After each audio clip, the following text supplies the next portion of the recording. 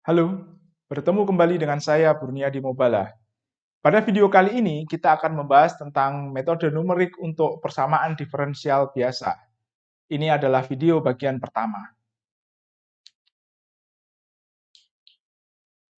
Nah, persamaan diferensial biasa atau ordinary differential equation atau ODE merupakan persamaan di mana variabel tak diketahuinya muncul dalam bentuk turunan.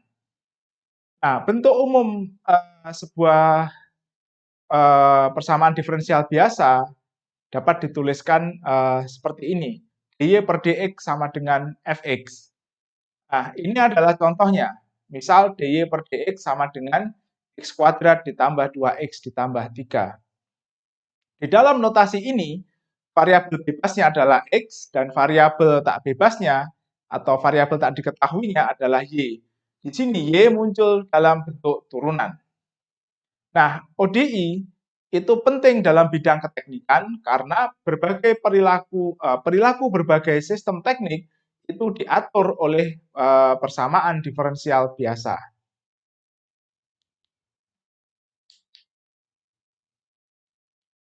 Nah, ini adalah contoh dari aplikasi ODI dalam bidang keteknikan. Misal, saya punya sebuah terowongan atau pipa yang terendam atau submerge di bawah permukaan laut. Lalu kemudian pipa tersebut terkena aliran arus laut. Aliran arus laut yang melewati pipa akan menimbulkan gaya, disebut sebagai gaya hidrodinamis. Gaya ini ada dua. Yang pertama adalah gaya yang searah dengan arah aliran yang disebut sebagai drag force, dan yang kedua adalah gaya yang tegak lurus arah aliran yang disebut sebagai lift force. Nah, misal kita tinjau lift force-nya. Karena lift force ini arahnya vertikal, maka lift force ini juga akan menimbulkan atau menyebabkan gerakan pipa yang arahnya vertikal. Nah, lift force ini pada dasarnya adalah sebuah gaya periodik. Dia adalah gaya yang bersifat bolak-balik, mengarah ke sumbu positif lalu kembali berbalik ke arah sumbu Y negatif. Nah, dengan demikian gerakan pipa yang terkena lift force ini biasanya akan berosilasi atau bergetar. Karena pipa ditumpu pada kedua ujungnya, maka kita bisa modelkan gerakan pipa tersebut menggunakan spring and damper model seperti ini.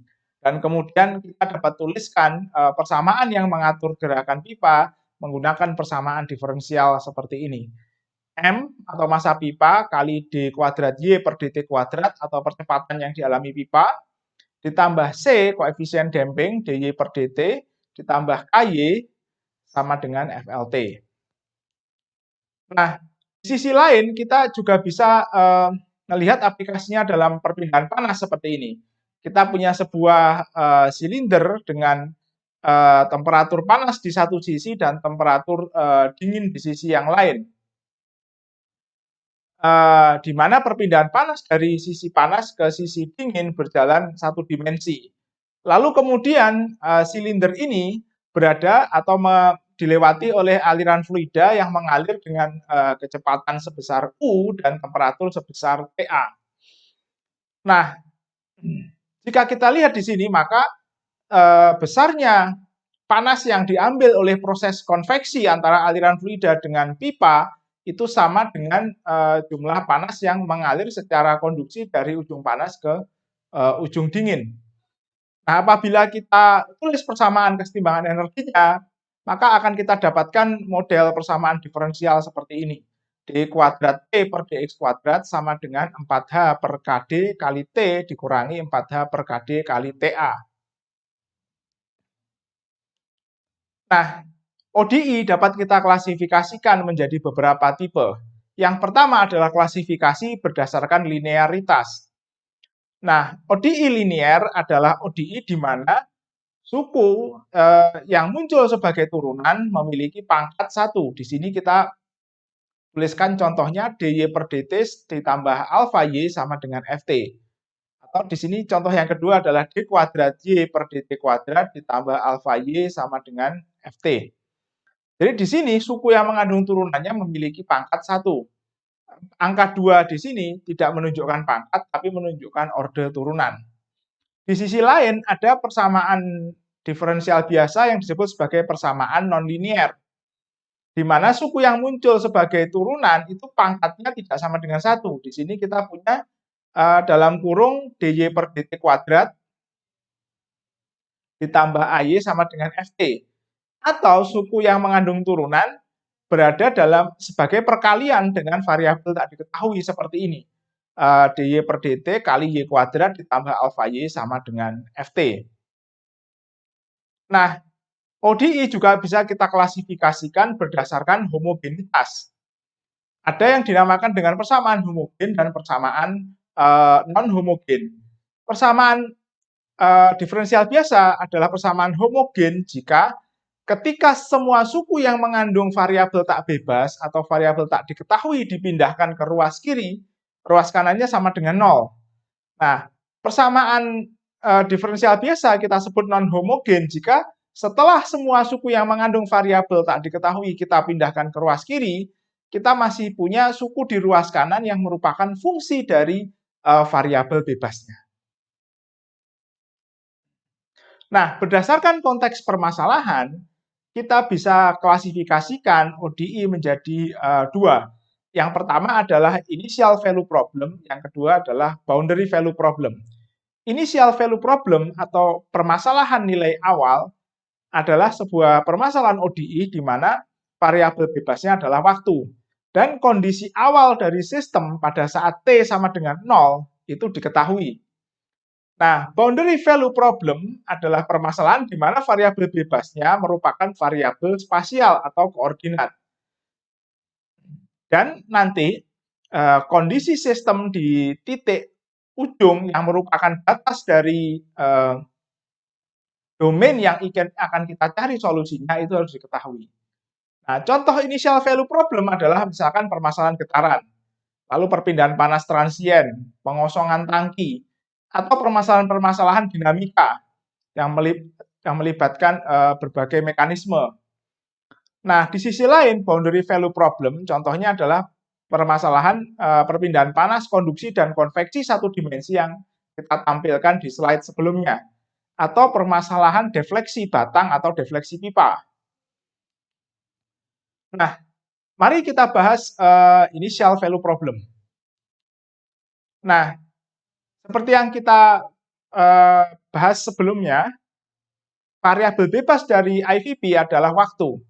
Dan nilai variabel tak bebasnya atau variabel tak diketahuinya atau turunannya itu diketahui ketika T sama dengan 0. Tepatnya harus diketahui. Jika nilai awalnya tidak diketahui, permasalahan ini tidak bisa diselesaikan. Nah, jika nilai awalnya diketahui dan sistem persamaannya bisa kita selesaikan, maka perilaku sistem di waktu-waktu selanjutnya dapat kita prediksi menggunakan solusi yang kita peroleh. Nah, bentuk umum IVP untuk ODI linear dapat kita tuliskan seperti ini. Ini adalah persamaan ODI orde pertama. DY per DT ditambah alfa Y sama dengan FT. Y pada saat T sama dengan 0 diketahui. Ini adalah bentuk persamaan orde kedua. D kuadrat Y per DT kuadrat ditambah beta Y, ditambah beta DY per DT ditambah alfa Y sama dengan FT. Nah, untuk persamaan orde kedua, selain nilai Y, nilai DY per DT juga harus diketahui pada saat T sama dengan 0. Nah, nanti jika kita menghadapi misalkan persamaan orde ketiga, maka selain Y, DY per DT, maka turunan keduanya pun atau D kuadrat Y per DT kuadrat juga harus diketahui pada saat T sama dengan 0. Nah, ini adalah contoh solusi analitik dari sebuah ODI orde pertama. Jadi kalau kita lihat solusinya dapat kita tuliskan menjadi dua bagian, yaitu Y sama dengan YC ditambah YP.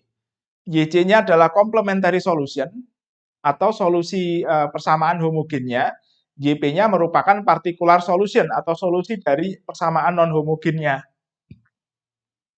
Nah, agar solusi seperti ini didapatkan, kita membutuhkan manipulasi matematis yang cukup rumit, dan itu tidak akan kita bahas di video ini karena ini adalah ranah dari materi tentang kalkulus.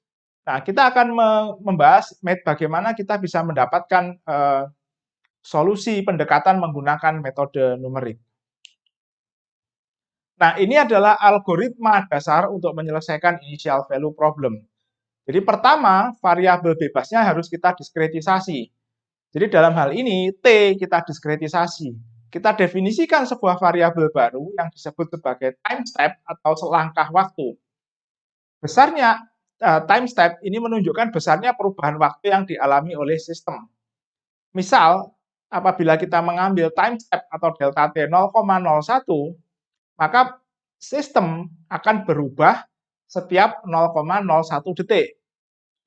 Jadi kalau kita menganalisis sebuah sistem getaran dengan menggunakan metode numerik dan kita mengambil delta T 0,01, maka kita anggap bahwa posisi benda yang bergetar ini hanya berubah setiap 0,01 detik.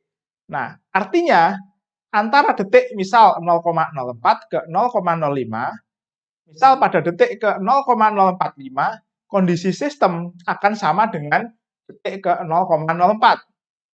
Oke, jadi di dalam selang waktu ini sistem tidak berubah. Artinya benda yang bergetar tersebut diam. Ini adalah efek dari diskretisasi waktu. Namun ini akan menyederhanakan atau memudahkan proses analisis. Nah, lalu kemudian suku yang mengandung turunan dari variabel tak bebasnya itu didekati dengan beda hingga atau finite difference. Kemudian kita substitusikan persamaan beda hingganya ke persamaan diferensial, lalu persamaan diferensialnya persamaan pendekatannya kita selesaikan. Ada banyak metode yang bisa kita gunakan untuk menyelesaikan initial value problem. Kategori pertama adalah metode titik tunggal atau single point method.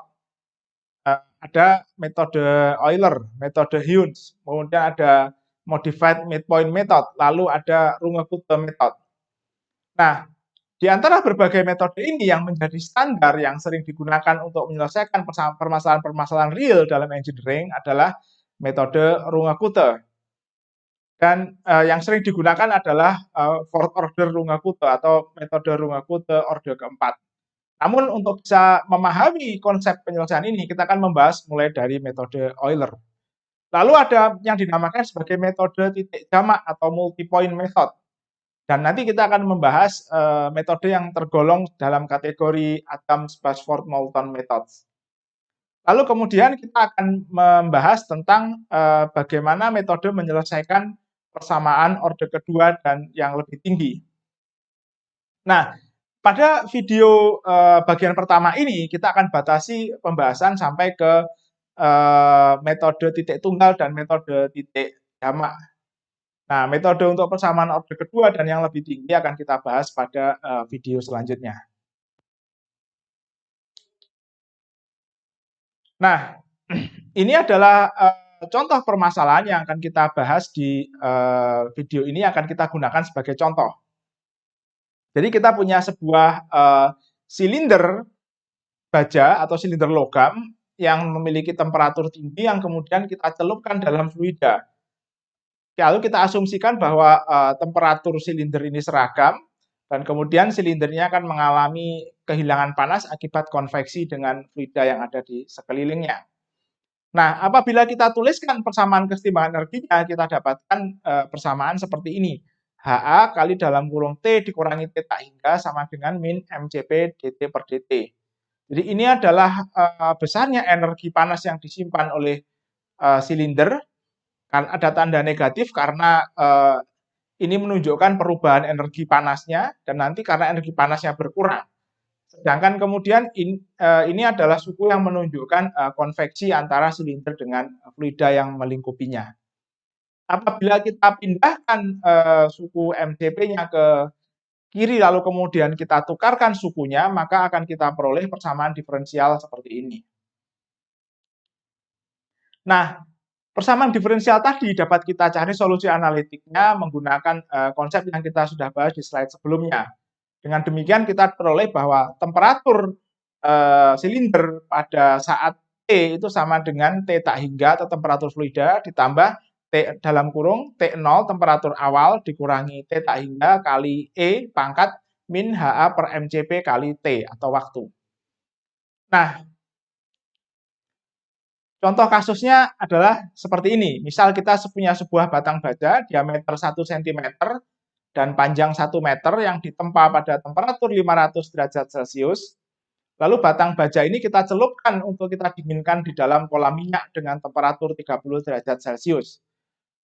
Lalu jika batang bajanya direndam selama 30 detik, maka harus kita tentukan temperatur bajanya setelah kita keluarkan dari kolam minyak itu berapa.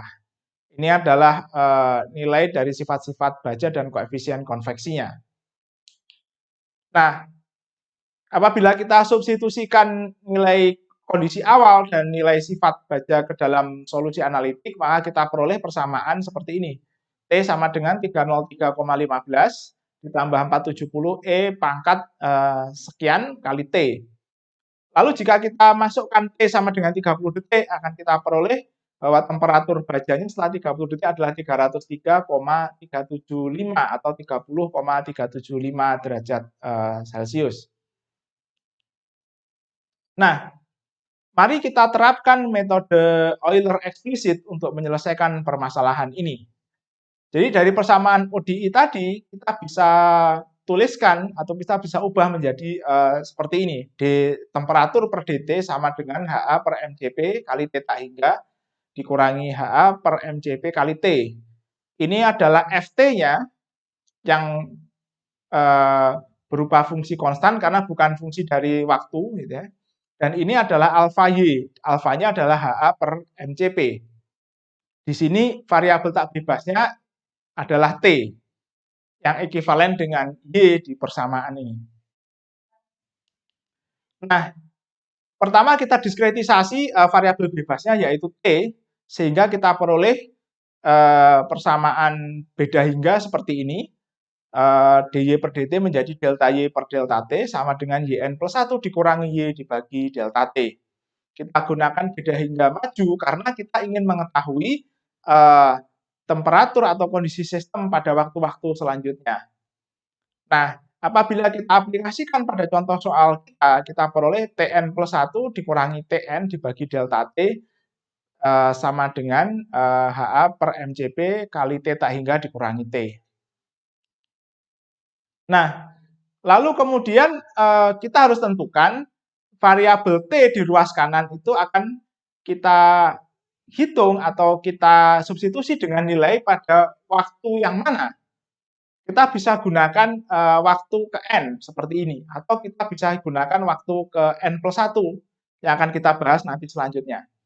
Nah, pada metode eksplisit, temperatur di ruas kanan ini, temperatur ini yang sebelumnya belum kita tentukan, kita isi dengan waktu yang keberapa, ini kita isi dengan temperatur pada waktu ke N. Dan inilah yang menyebabkan metode ini disebut sebagai metode eksplisit, karena ruas kanannya diketahui. Jadi nilai waktu ke N itu sudah diketahui, karena ini adalah waktu sebelumnya.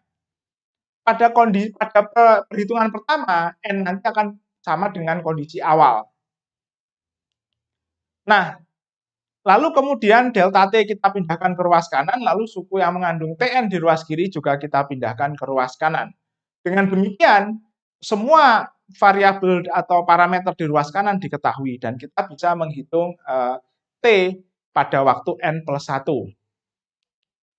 Nah, orde akurasi dan stabilitas dari metode Euler eksplisit itu dapat kita deskripsikan seperti ini. Jadi orde akurasinya adalah orde pertama atau O dalam kurung delta T. Artinya apa? Akurasinya akan meningkat sebanding dengan penurunan time step-nya. Lalu agar metode ini stabil, kita harus memilih delta T lebih kecil atau sama dengan 2 per alfa. pada kasus kita, delta T-nya harus lebih kecil dari sekitar 7,85. Nah, lalu mari kita lakukan contoh perhitungan. Yang pertama kita pilih nilai delta T sama dengan 1 second. Lalu kita substitusikan berbagai konstanta yang ada dan kita peroleh persamaan seperti ini. Pada waktu awal T sama dengan 0, temperaturnya sama dengan temperatur awal. Pada saat N sama dengan 1 atau iterasi pertama, T sama dengan 1 second. Kita bisa hitung T1 seperti ini, hasilnya adalah 653,384 Kelvin. Iterasi kedua, kita masukkan nilai T1 ke ruas kanan dan kita peroleh T pada saat N sama dengan 2 atau 2 second, karena pilihan delta T-nya adalah 1 second. Adalah 564,137.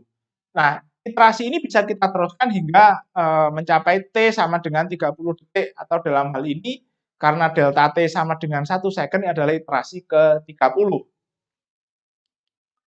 Nah, pada iterasi ke-30 kita peroleh temperaturnya adalah 303,219 Kelvin.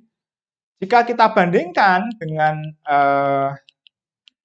solusi analitik tadi, ada sedikit perbedaan pada angka di belakang koma.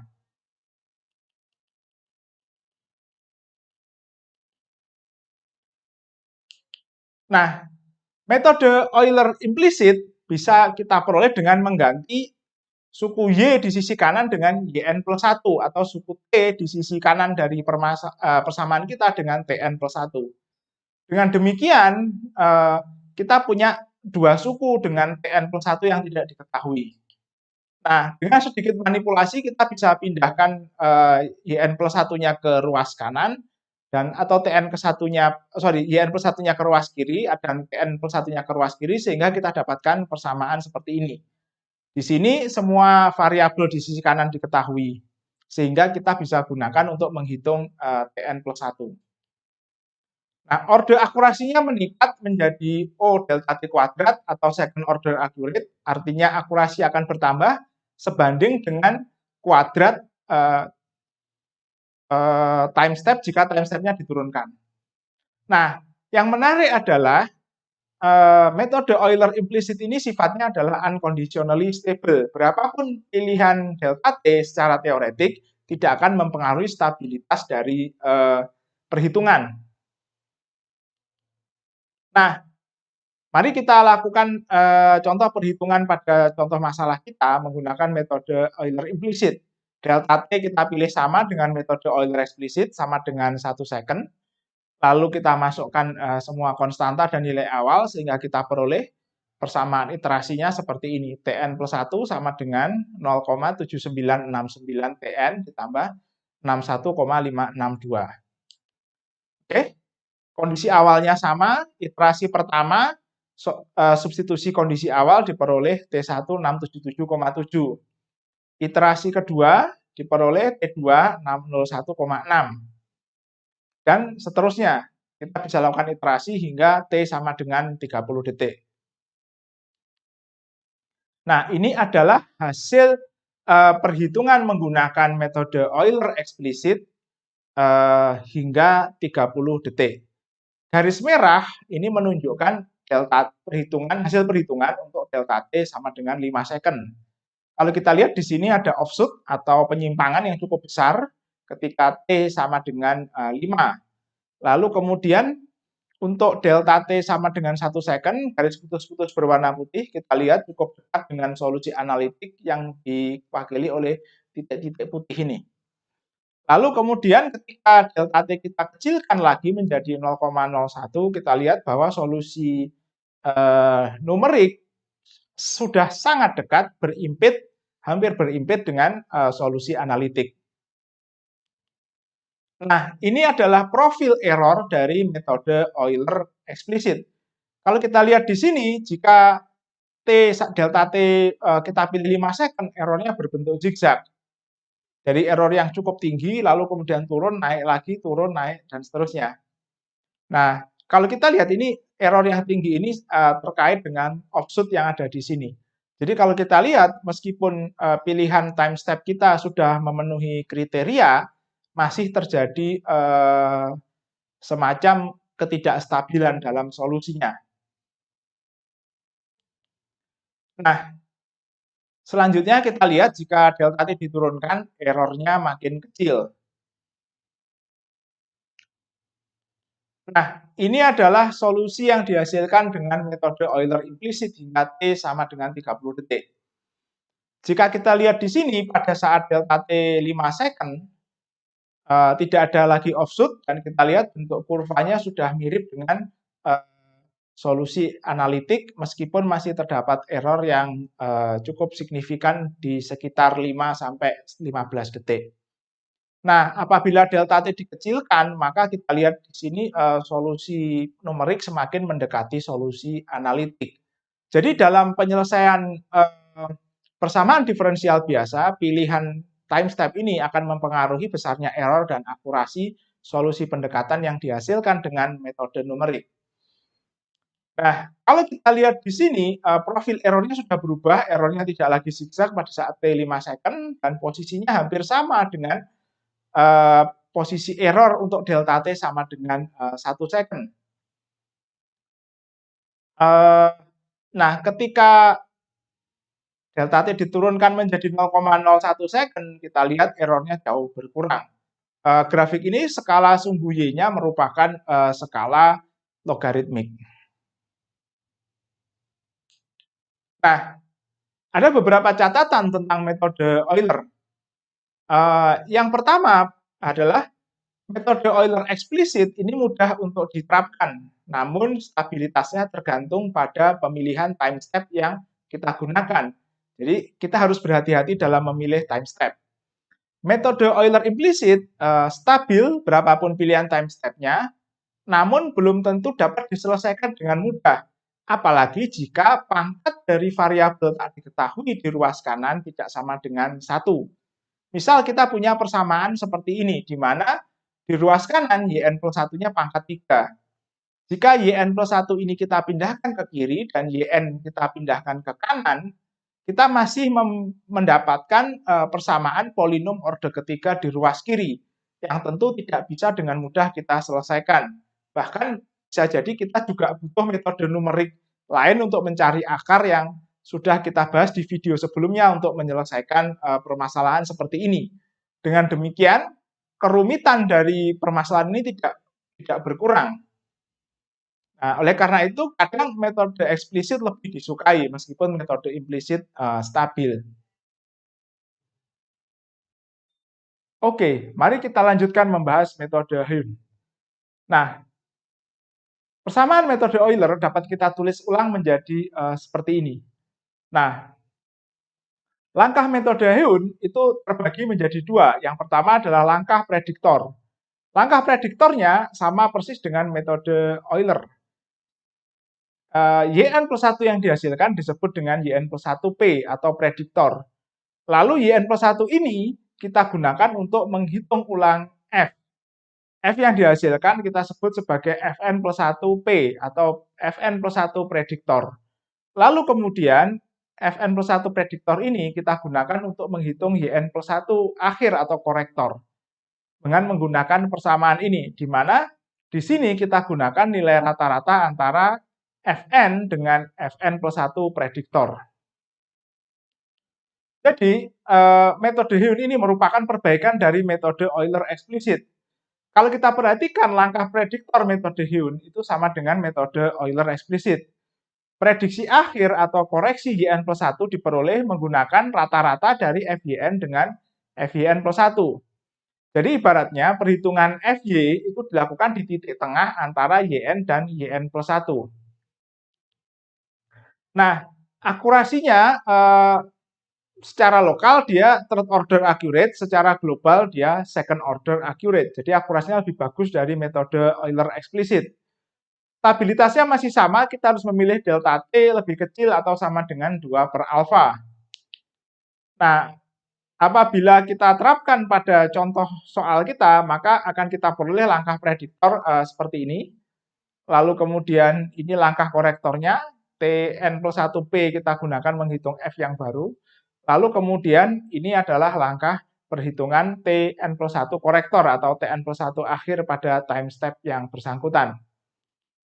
Nah, apabila kita substitusikan nilai dari konstanta dan variabel kondisi awalnya, maka akan kita peroleh persamaan Ft seperti ini, yang kemudian menjadi persamaan korektor seperti ini, dan ini adalah persamaan prediktor, lalu ini adalah persamaan korektornya. Nah, ini adalah contoh perhitungan untuk n sama dengan 1, untuk delta T sama dengan 1. Kita pilih delta T sama dengan dua metode sebelumnya. Kondisi awalnya juga masih sama, 773,15 Kelvin. Dari langkah prediktor diperoleh T1P sama dengan 653,394. Lalu ini kita gunakan untuk menghitung FT1P yang diperoleh sebesar min 82, sekian.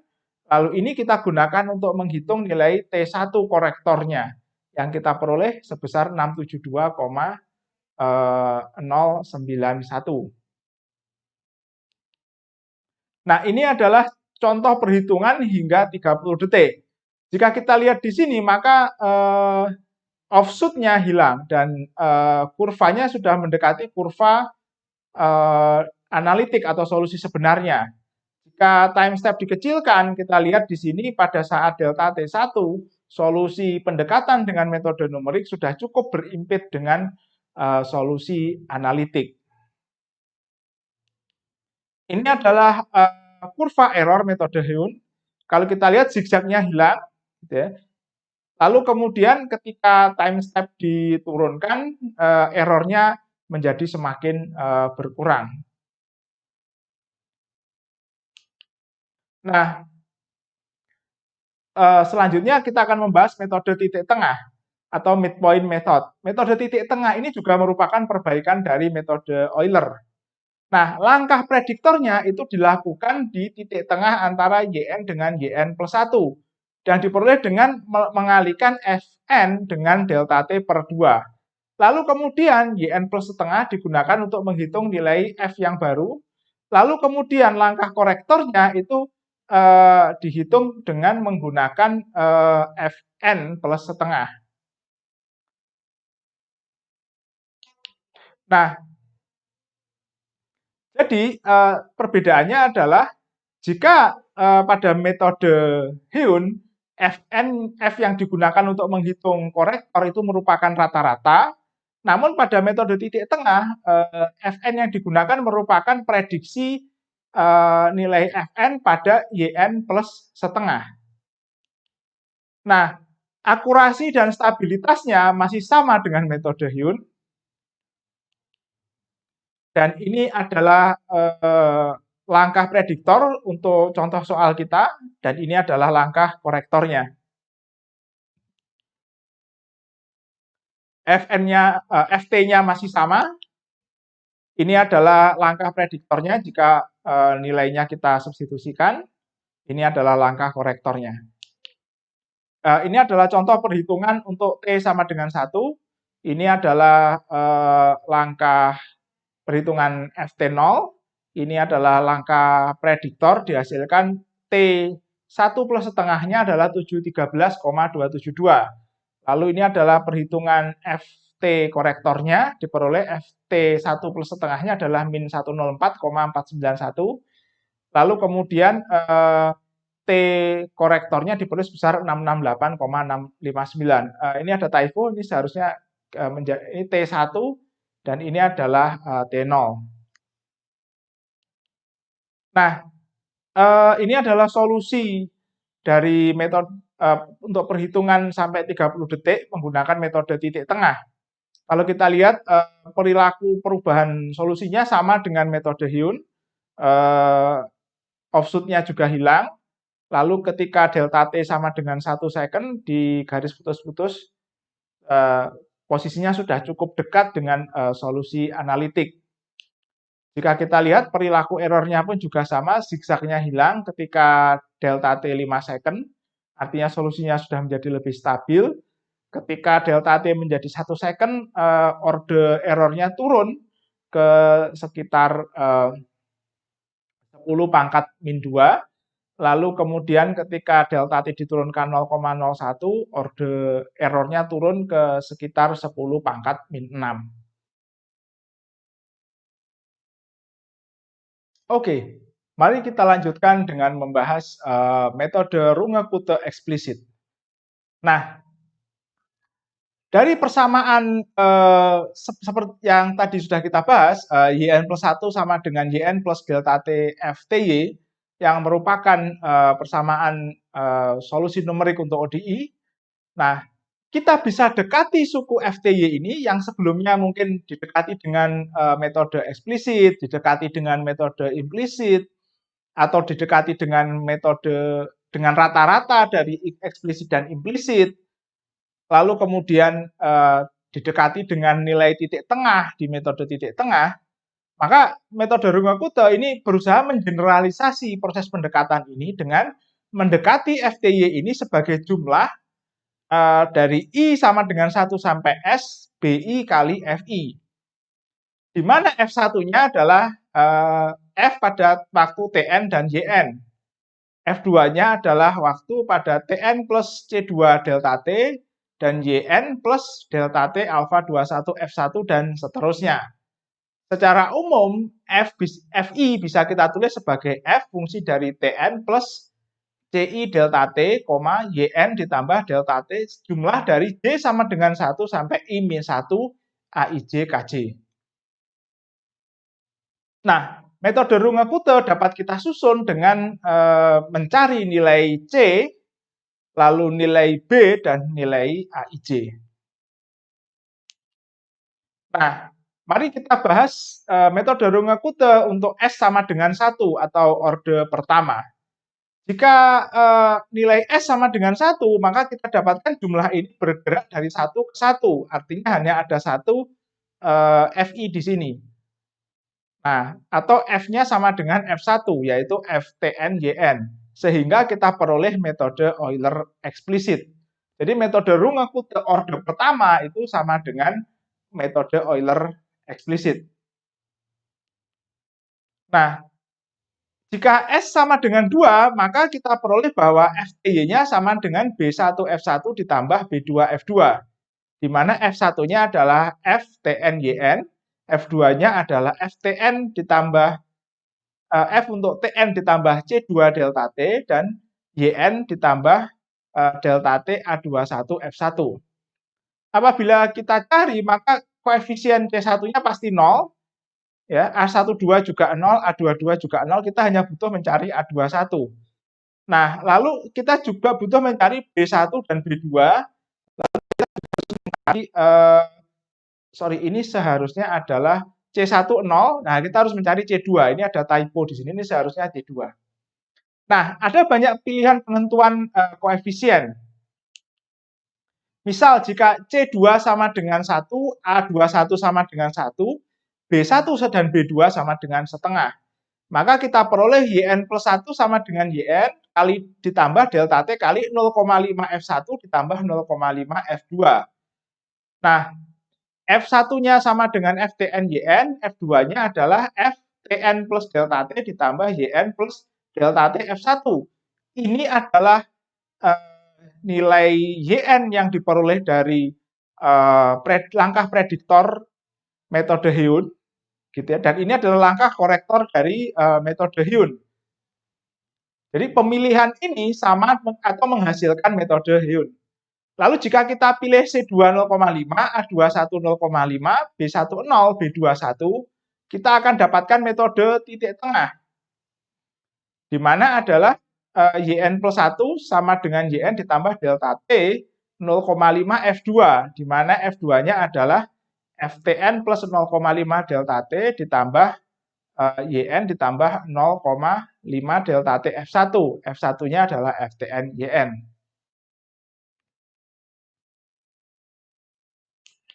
Nah, apabila S sama dengan 3, maka kita peroleh Runge-Kutta orde ketiga, di mana Yn plus 1 sama dengan Yn ditambah delta T 1/6 F1, 4/6 F2 ditambah 1/6 F3. Jadi kalau kita lihat di sini jumlah koefisien B-nya itu selalu sama dengan 1. 1/6 ditambah 4/6 ditambah 1/6 sama dengan 1. F1-nya adalah F di Tn YN, F2-nya di Tn plus setengah delta T ditambah YN plus setengah delta T F1, F3-nya ada di Tn plus delta T, YN plus delta T min F1 ditambah 2 F2. Nah, ini adalah runge Kute orde keempat. YN plus 1 sama dengan YN ditambah delta T 1/6 F1, 2/6 F2, 2/6 F3, 1/6 F4. Nah, sekarang F-nya harus dievaluasi sebanyak 4 kali. Nah, kalau kita lihat di sini, maka kita dapat simpulkan beberapa hal bahwa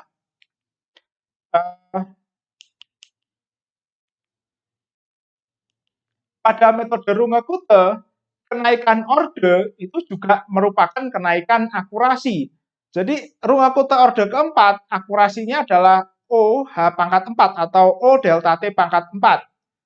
Namun demikian, kalau kita lihat di sini, jumlah kalkulasi F-nya lebih banyak, menjadi 4 kali.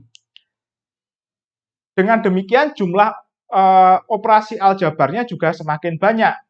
Kalau kita lihat tadi, orde kedua F-nya dihitung sebanyak 2 kali. Orde ketiga F-nya dihitung sebanyak 3 kali. Jadi ada semacam trade-off atau pertukaran gitu ya, timbal balik antara akurasi dan beban kalkulasi. Jadi akurasi dapat kita tingkatkan dengan menaikkan orde, namun beban kalkulasi juga semakin meningkat. Jadi kita harus bisa menentukan gitu ya, tingkat akurasi yang kita butuhkan dan beban akurasi yang dapat kita tanggung.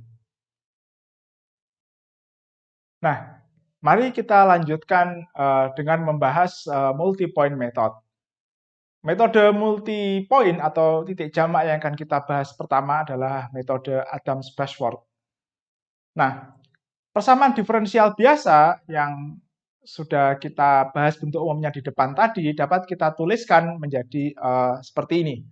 dy per dt sama dengan ftY. Nah, dengan memanfaatkan bentuk seperti ini, maka kita bisa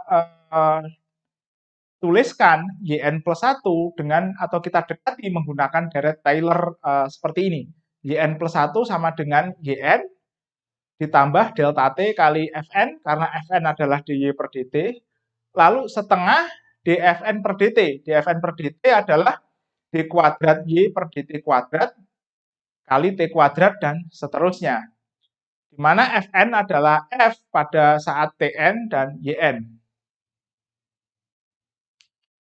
Nah, jika deret Taylor ini kita potong pada suku kedua, atau kita potong di sini, suku sisanya yang mengandung T kuadrat dan delta T kuadrat dan yang lebih besar kita pindahkan atau kita singkirkan, maka akan kita peroleh metode Euler eksplisit. Jadi metode Adams-Bashforth orde pertama itu sama dengan metode Euler eksplisit. Lalu kemudian jika deret Taylor-nya dipotong pada suku ketiga, maaf ini typo, seharusnya suku ketiga, maka kita peroleh YN plus 1 sama dengan YN ditambah delta T Fn ditambah setengah dfn per dt kali delta T kuadrat. Sisanya kita bisa tuliskan seperti ini, O delta T pangkat 3. Nah, jika turunan pertama dari Fn ini kita dekati atau kita substitusi menggunakan turunan beda hingga mundur atau backward difference seperti ini, maka kita bisa peroleh YN plus 1 sama dengan YN ditambah delta T Fn ditambah setengah Fn dikurangi Fn min 1 per delta T dan seterusnya. Jika kemudian sukunya kita kumpulkan, maka kita peroleh seperti ini. YN plus 1 sama dengan YN ditambah delta T dalam kurung 3/2 Fn. Ini jumlah antara Fn dan setengah Fn. Dikurangi setengah Fn min 1 dari sini. Lalu suku sisanya kita peroleh d kuadrat Fn per dt kuadrat kali delta T pangkat 4/4. Nah, apabila kita potong dari sini, ke kiri, maka kita peroleh metode Adam-Basford orde kedua sebagai YN plus 1 sama dengan YN ditambah delta T kali 3/2 Fn dikurangi setengah Fn min 1. Nah, suku sisanya kalau kita lihat, pangkat delta T paling besar adalah pangkat delta T paling rendah adalah delta T pangkat 3. Jadi, jika delta T nilainya kecil atau kurang dari 1, maka suku yang terbesar adalah di sini, yang pangkatnya paling rendah. Sehingga kita katakan orde akurasinya adalah O delta T pangkat 3 atau third order accurate.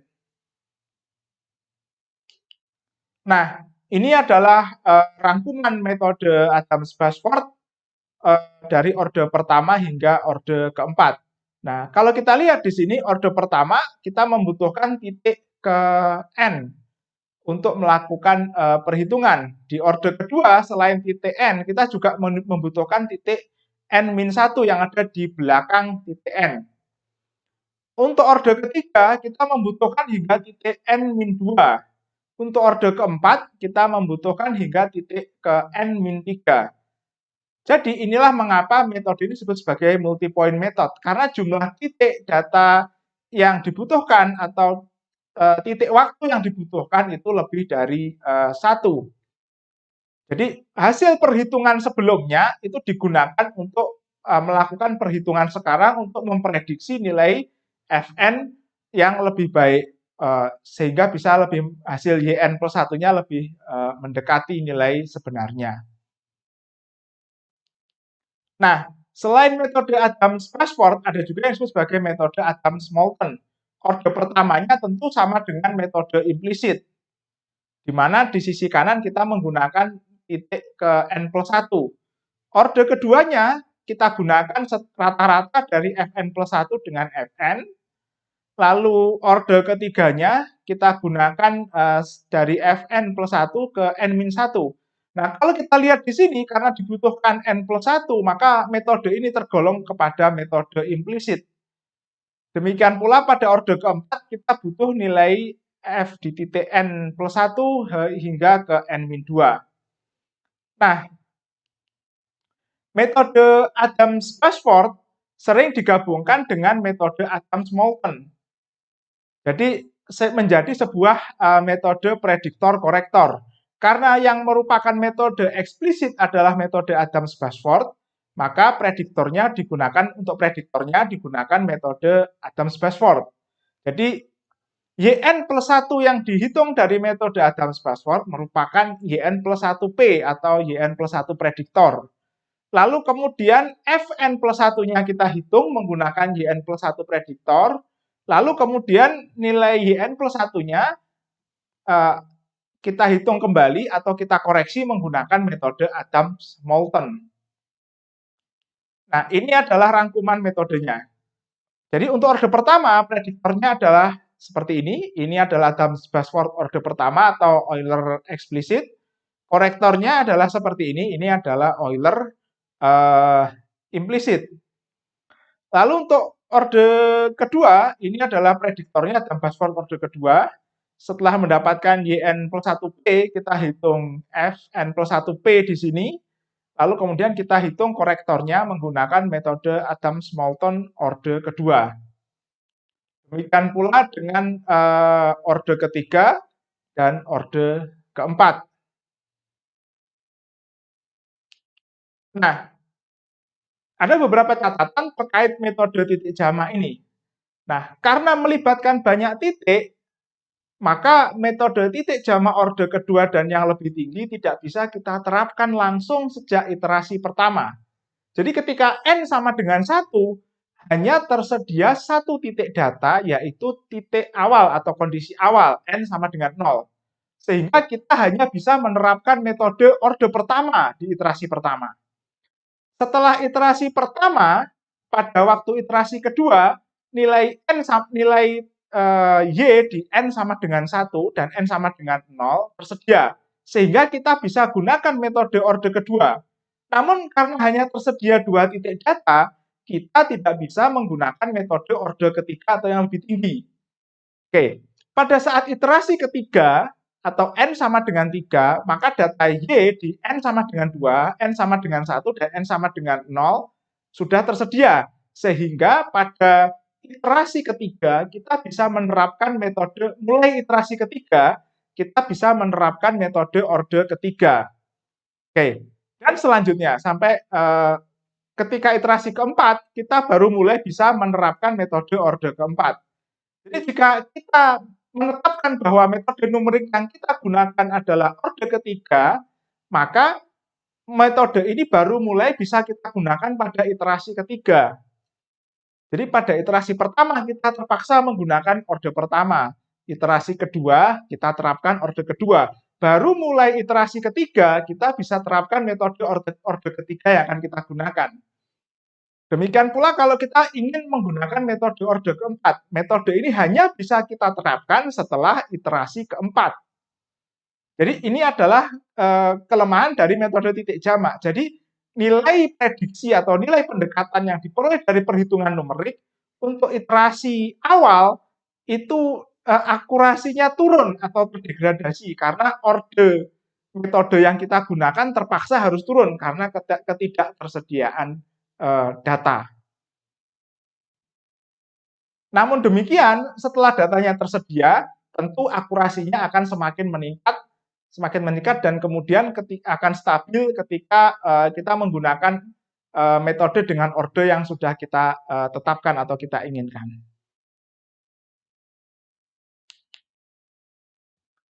Selesai. Sampai jumpa di video selanjutnya.